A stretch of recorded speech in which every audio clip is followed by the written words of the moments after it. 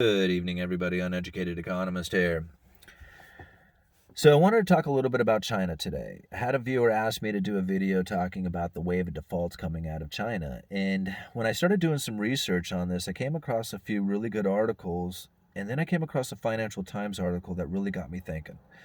Because if you think about this, China was like the first one to go through this pandemic, right? They locked their economy down. They started bailing out their country, very much like the rest of the world did.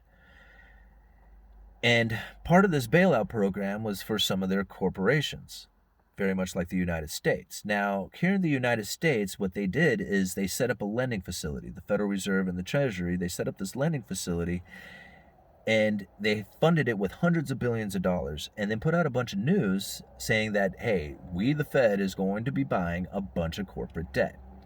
The investors out there who heard this said, holy moly, if they're going to be buying up corporate debt, we should jump into it first and then front run the Federal Reserve and sell it to them when they start buying in. So they went out there, all these investors went out there and bought up an intense amount of this corporate debt. The companies out there loved it. They're like, man, look at all these investors out there just wanting to hand us money and at super low interest rates.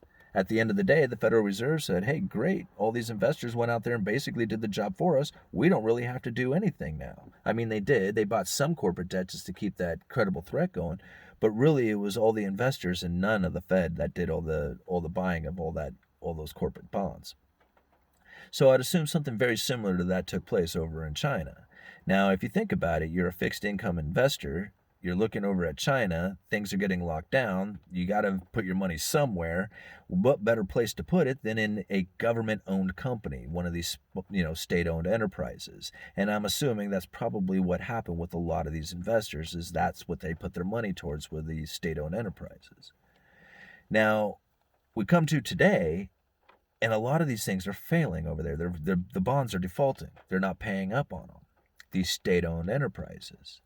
See, the government is sitting over there with their arms crossed, letting them, go bankrupt. Well, letting them default.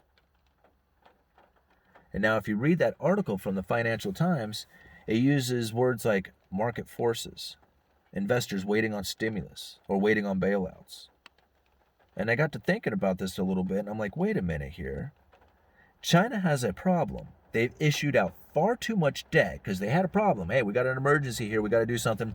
Give us a bunch of debt. Boom, fixed the problem, right? That's what they did. That's what all the countries of the world did. They just printed up a shit pot of money and tried to bail it out with just papering over.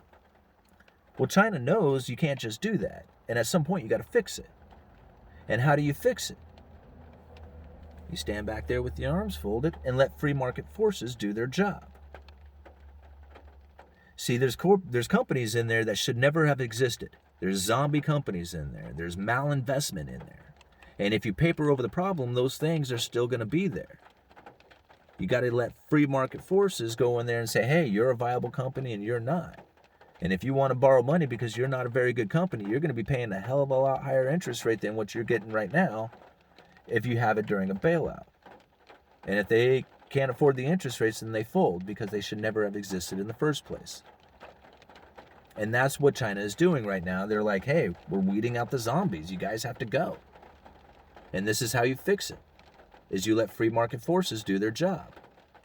Now, over in the United States, they're just nothing but bailout and stimulus packages. They just keep talking about them. In fact, they're talking about series of them coming. Federal Reserve is going to set up digital wallets so that they can just inject money directly into your pockets for these stimulus packages. They know that they're coming. So I thought about that for a little bit, and I'm like, isn't this strange?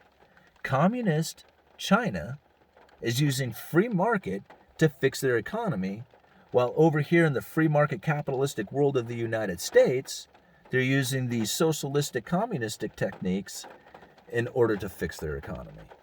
Well, isn't that strange? Love to get you guys' thoughts on that. Uneducated Economist, you guys let me know.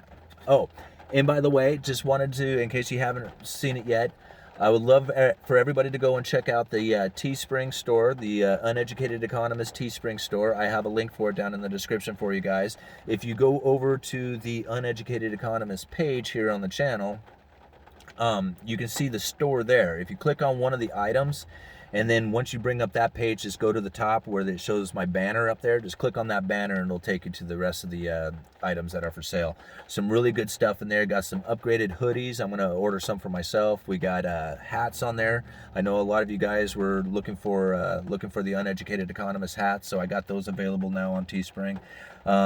Also, follow us on Instagram, Facebook, Twitter. I got all the social medias up and running, and I'm even going to try and get BitChute up and running a little bit more often, because I know a lot of you guys have asked about BitChute as well. So, okay, I guess that's it for the plug on that stuff. Uneducated Economist, you guys let me know.